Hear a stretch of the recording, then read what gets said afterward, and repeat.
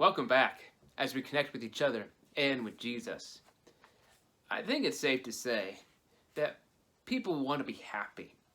We may have hindrances in our life that prevent us from actually being happy, but people like to be happy.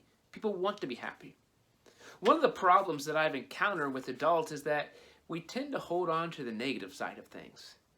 That whatever it is, that grudge that we're holding, that disappointment that happened, that frustration that keeps rearing its head, and we allow those things to consume us.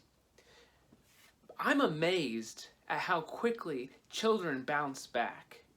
You know, they can be mad one moment and then laughing hysterically the next moment.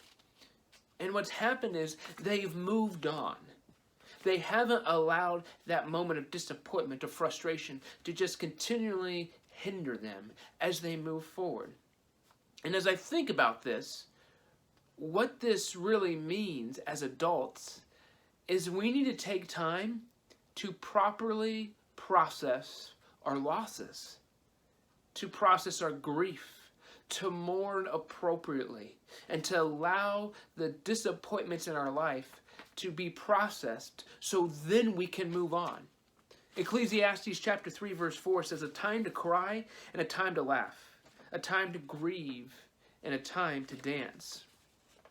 You know, I've done my share of funeral services, and one of the things that I pray for the family is that they would have the appropriate means to mourn and grieve, but also the opportunity to celebrate the loss of this loved one. See, we need to mourn and grieve the loss of life, the absence that we now feel, but we also need to celebrate the life that they lived. And so as the family comes together, the funeral is often a solemn time. You know, usually there's celebration and there's laughs, but then you get to the meal after the services, and there's a lot of laughter, a lot of joy, because they've processed or have begun to process this loss. And so now they can celebrate.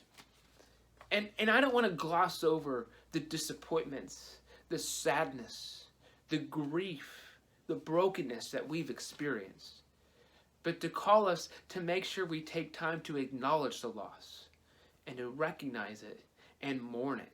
Because when we mourn it, then we can move on. Not in a way that disregards it or is indifferent to our experience, but in a way that frees us from the captivity of that loss so that we can celebrate and dance and experience the joy that Jesus wants us to experience. Process your loss.